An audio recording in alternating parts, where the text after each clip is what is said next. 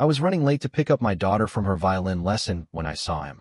An elderly man struggling to load groceries into his car. He looked frail, the kind of person you'd feel guilty ignoring. Against my better judgment, I pulled over. "Need help, sir?" I asked, already dreading the delay. He turned and gave me the most grateful smile I've ever seen. "That's mighty kind of you," he said. "Back's not what it used to be." I loaded the bags quickly, told him to take care, and drove off, thinking that would be the end of it. But the next day, I saw him again. Same parking lot, same struggle.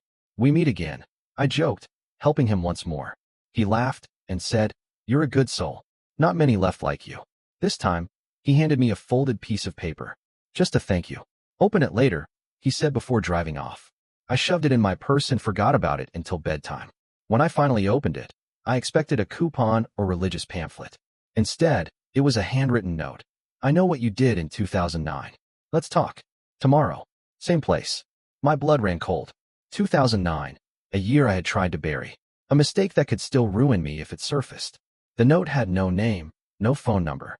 Just that unsettling line. My husband was snoring beside me, oblivious.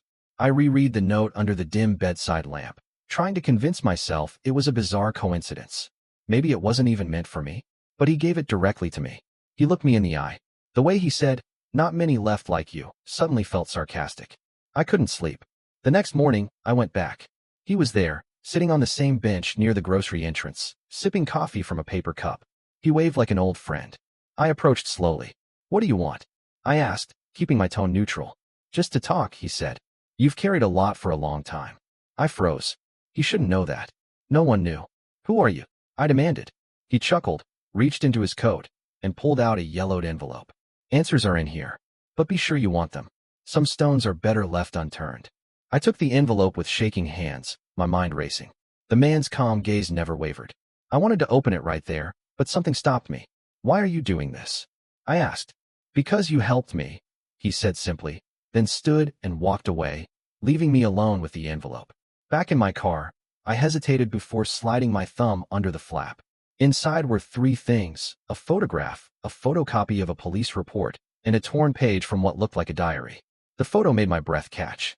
It was of me, younger, hair longer, laughing with a man whose arm was around my shoulders. We were standing in front of a cabin.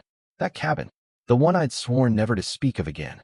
The police report was dated June 2009. Missing person, male. Name, Ryan Ellis. Last seen with. My name was listed.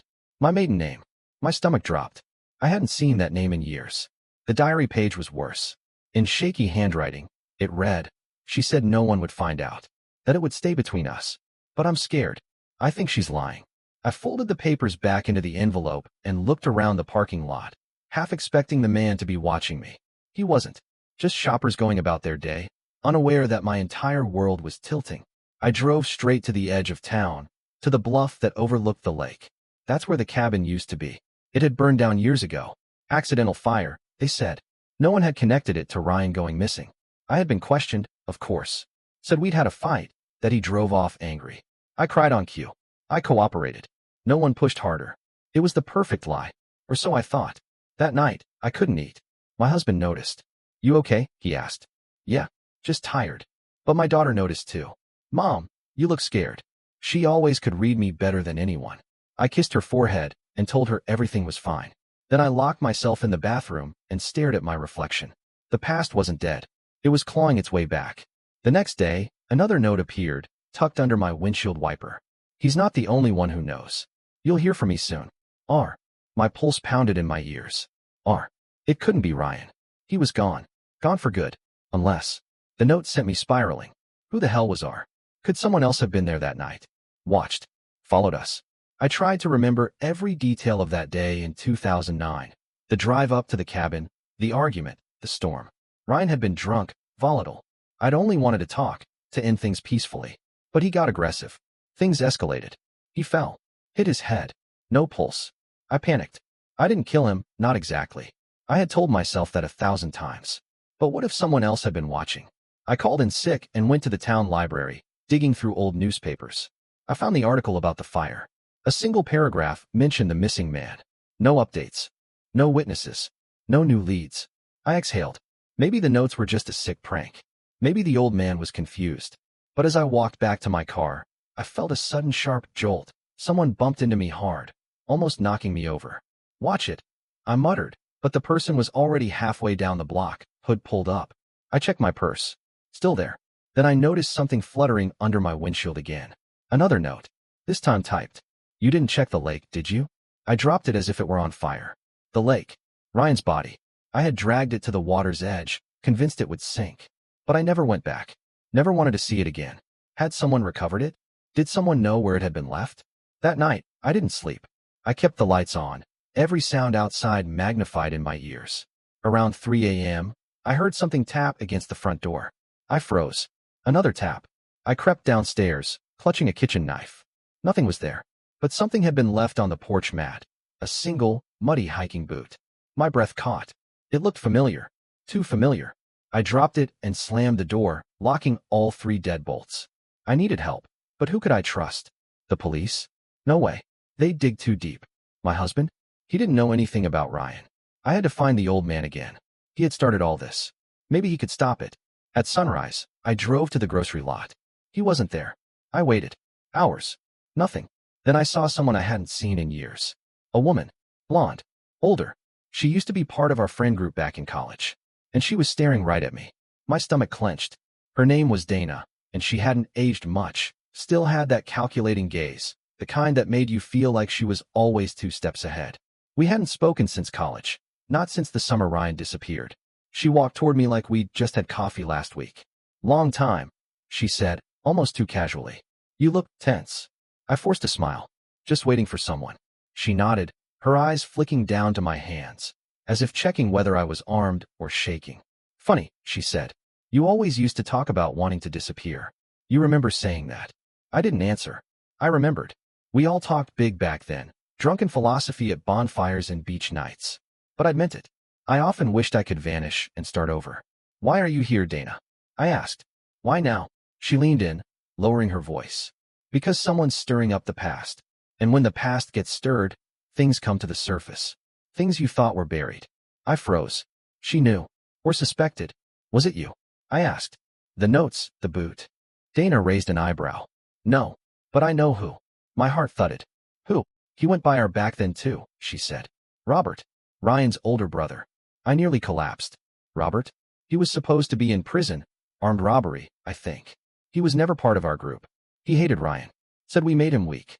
He blamed you," Dana continued. "Always did. Said Ryan changed after meeting you. Got soft. Got secretive." I tried to swallow, but my throat was dry. "He's out. Has been for a year. Moved back here last month. Took up odd jobs. Drives an old Buick. Sometimes sits at that bench over there." My eyes widened. The old man. That wasn't just a stranger. That was Robert. My heart pounded so loud I could barely hear. "Why didn't you say anything sooner?" I whispered. Dana stepped back. "Because I didn't know if you deserved to be warned." Then she turned and walked away, leaving me trembling. I drove home in a daze, my thoughts circling. Robert. He had to be the one sending the notes. The questions. The reminders. But why? What did he want? If he thought I killed Ryan, why not go to the police? Unless he wanted to make me suffer first. That night, I put my daughter to bed, kissed her like it might be the last time, and went to the kitchen. I found an old photo album, flipped to a picture from that cabin trip. There were 4 of us, me, Ryan, Dana, and someone else. A shadowy figure in the background, watching us from the woods. I had never noticed him before. I stared at the photo, holding it up to the light, trying to make out the shape behind the trees. The figure was tall, hunched slightly, barely visible. Not part of our group, not someone I remembered seeing at the time. But now, the outline felt chillingly familiar. Could it have been Robert? Was he there that weekend? Watching us? I flipped through the rest of the album. Nothing. No more photos from that trip.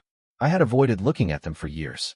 But now every shadow, every blurred edge felt like a clue. I couldn't sleep again. At 2:17 a.m., my phone buzzed. Unknown number. No text, just an image. It took a second to load. It was the photo of me and Ryan at the cabin, but zoomed in. Someone had circled my face in red. Below it, confession buys you peace. Silence buys you pain. I dropped the phone. I was done waiting. I needed to confront Robert. I drove to the bench the next morning, this time with purpose. He wasn't there.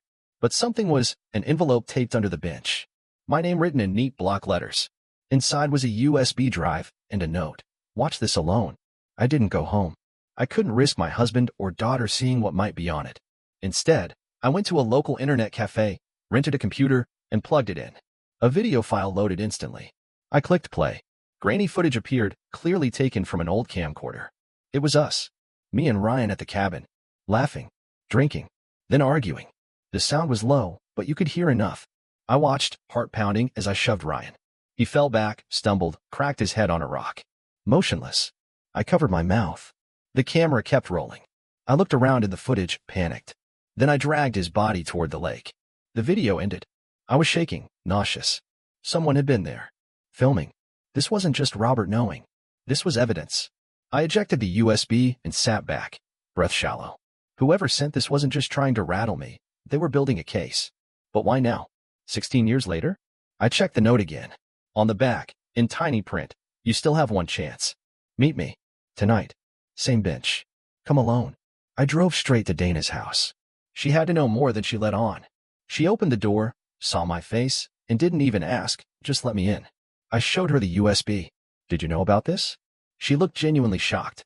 No, but I recognized that handwriting. Whose is it? I demanded. Dana hesitated. It's not Robert's. It's Ryan's. My brain refused to process what Dana had just said. What do you mean it's Ryan's handwriting? I asked, barely able to form the words. You said Robert was behind this. Dana's face was pale. I thought he was. I saw him watching you. I thought it was a revenge thing. But this changes everything. Are you saying Ryan's alive? I asked. Saying it out loud made it sound ridiculous. He couldn't be. I saw him hit his head. I dragged him to the lake myself. I don't know, Dana whispered. But you have to admit, if this is really his handwriting, someone's playing a much bigger game than we thought. I pulled out the note again, studied the curved R, the slanted S. My gut twisted. It did look like Ryan's handwriting. I had seen it on notes he left on my dorm door, love letters in our early days. I knew it too well. Then who was in that video? I asked. Who recorded it? Dana shook her head slowly.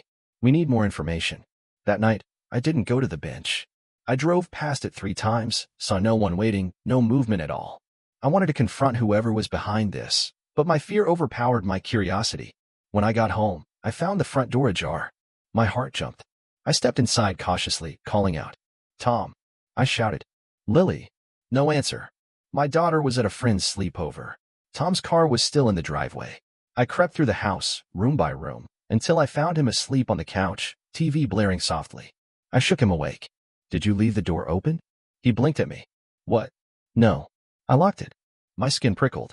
I checked every window, every room. Nothing seemed touched. But on the kitchen counter, where my laptop had been, there was another envelope. Smaller. Just my name. No message.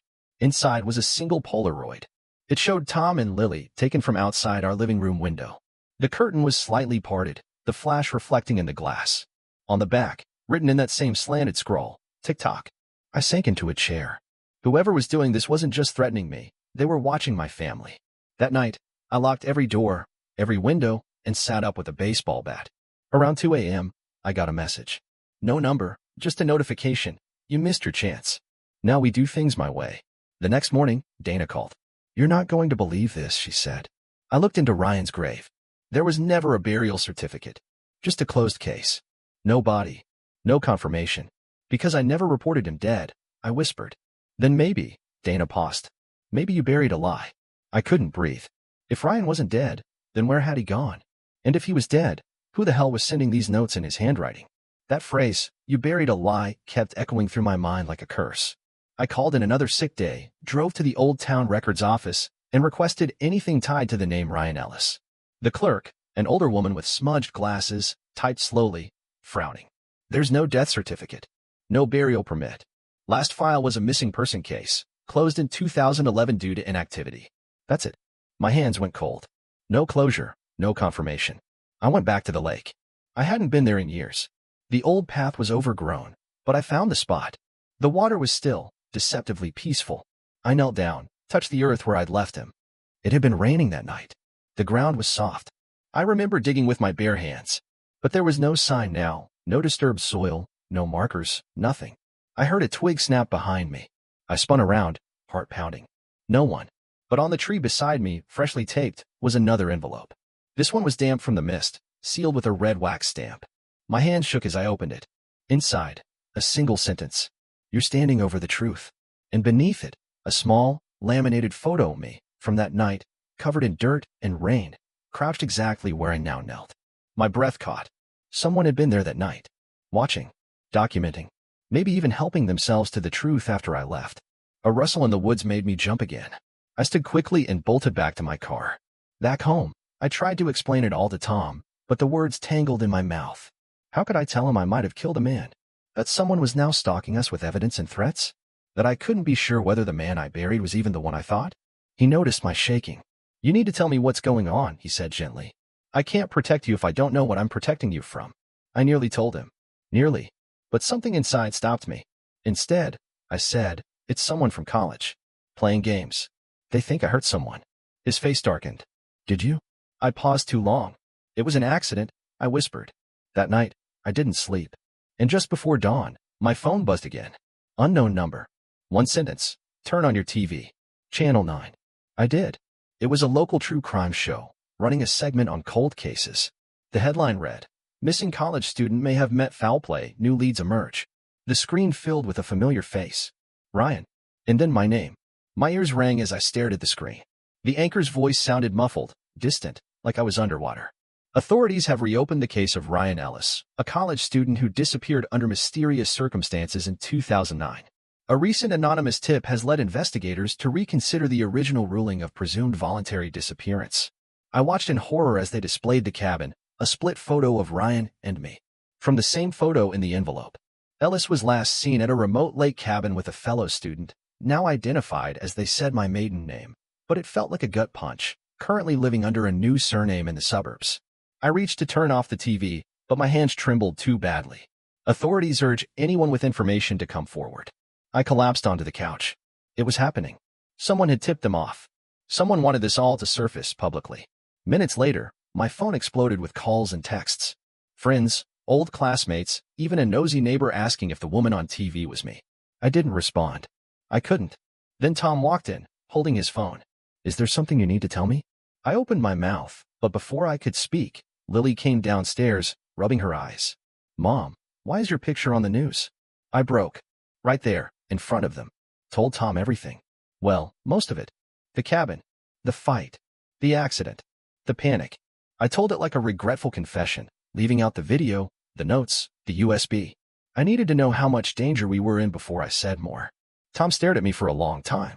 So you think someone's framing you? I don't know what to think, I whispered. But they're watching us. And they won't stop. He rubbed his face and muttered something I couldn't catch. What if Ryan's alive?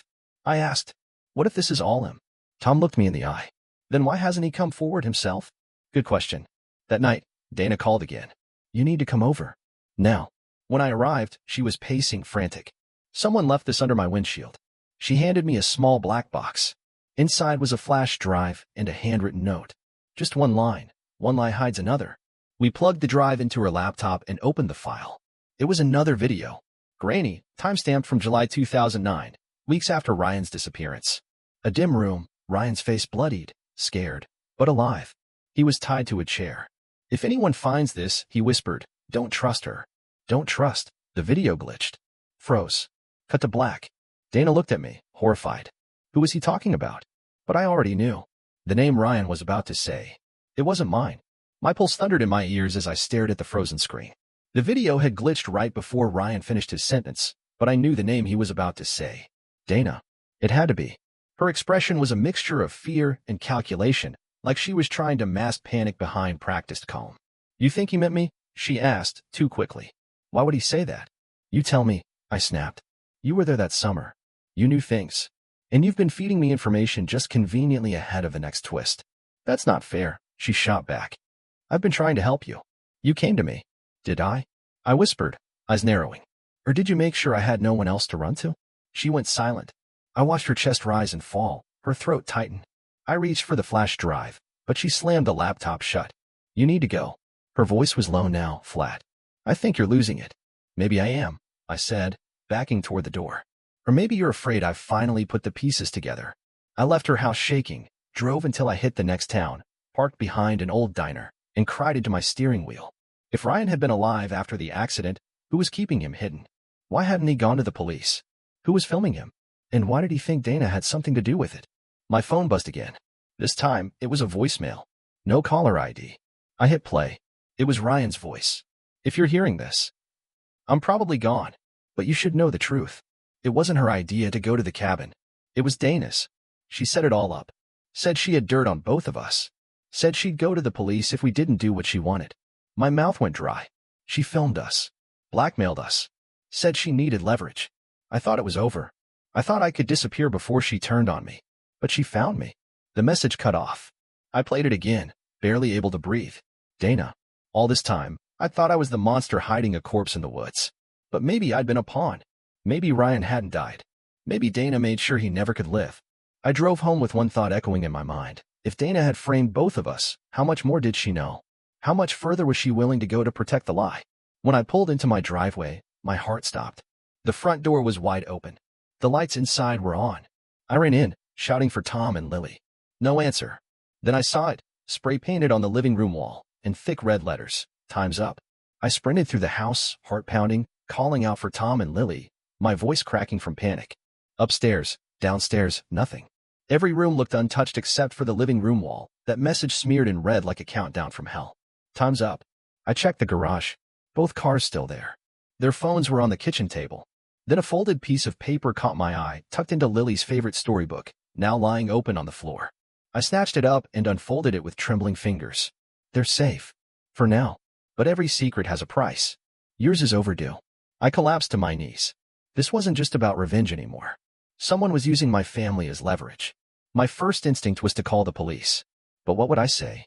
That I may or may not have caused a man's death 16 years ago, that someone was stalking me with evidence I just now remembered existed, and that maybe my college best friend was a manipulative puppet master behind it all? They'd arrest me before they listened. I needed proof. I needed to flip this game before I lost everything. I called Dana. No answer. I drove back to her house, but her car was gone. The curtains drawn. Mail piling at the door. I checked her backyard. Nothing. Then I remembered, she used to rent a storage unit. She always said it was for the overflow, but I never saw what she stored. I took a gamble, drove to the local facility, and asked if she still had one. The guy behind the counter hesitated but then nodded. Unit 412. I found it. Locked. I picked the latch. I learned the skill back in college, ironically, from Dana herself. Inside was a time capsule of our past. Old notebooks. Photo albums. But also boxes of labeled DVDs, each with a date. One caught my eye. July 2009, cabin. My throat tightened. I shoved it into my purse, along with another box labeled Leverage. Back at home, I found Tom and Lily huddled in the neighbor's house. They'd gone next door after hearing noises outside. I told them to stay there, no matter what. That night, I played the DVD on an old player in the basement. The footage was clearer than the others. Dana's voice behind the camera. Get closer to her, Ryan, she said. Make her trust you. We'll use this later. The video showed staged arguments. Posed affection. Dana manipulating every moment. At the end, Ryan stared into the camera. This is blackmail, he said, his voice shaking. And if anything happens to me, she's behind it. The screen cut to black. The evidence was in my hands. But before I could celebrate, my phone rang again. It was a video call. No caller ID. I answered. It was Dana. Blood on her cheek. Tied to a chair. He's alive, she gasped. And he wants all of us to pay. Then the screen went dark. The screen stayed black. My own reflection staring back at me from the glass as my mind raced. Ryan was alive. Dana was tied up. And somehow, this nightmare had come full circle. I sat frozen for a moment, then rushed upstairs, heart pounding. I locked every door, drew the blinds, and double-checked on Tom and Lily, still safe next door. I had to act before anyone else got hurt. I called the police anonymously, reported a woman possibly held hostage at an unknown location. It was all I could do without implicating myself. Then I grabbed the second box I'd taken from Dana's unit, the one labeled Leverage, and started digging. Inside were files. Printed emails, transcripts, photos. She'd been tracking people for years. Blackmail, threats, dirt on old classmates, and even a few professors. But one file was different. Thick. Tied with a red ribbon. It was labeled, Ellis, both. My hand shook as I opened it. Inside were photos of Ryan and me from different angles, on campus, walking to class, sitting at the lake. Notes scribbled in the margins. Dana had been watching us for months before the cabin trip. Some of the notes were deeply personal, things I'd never told anyone. Others detailed Ryan's arrest record, his family, his brother Robert. One page in particular stopped me cold. Robert agreed. Price was steep, but he'll handle it if it gets messy. My breath caught. Dana had paid Robert to do something. Back then. Before the cabin. Before the accident. That changed everything. I always thought what happened that night was spontaneous chaos that spiraled. But now it seemed orchestrated. Controlled. Set up to fall apart. I flipped to the next page and found a photograph of Ryan. Present day. Standing outside a building I didn't recognize. He looked thinner, older, but unmistakably him. Scrawled beneath the photo in Dana's handwriting. Last known sighting.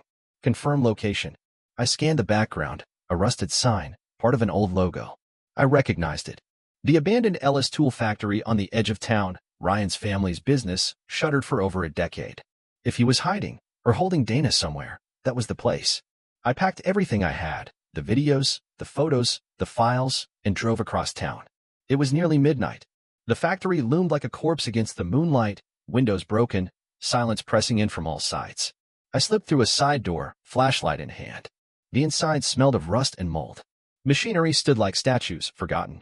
I crept deeper until I heard a sound, metal scraping. A low voice. Then a whisper that froze me in place. I knew you'd come.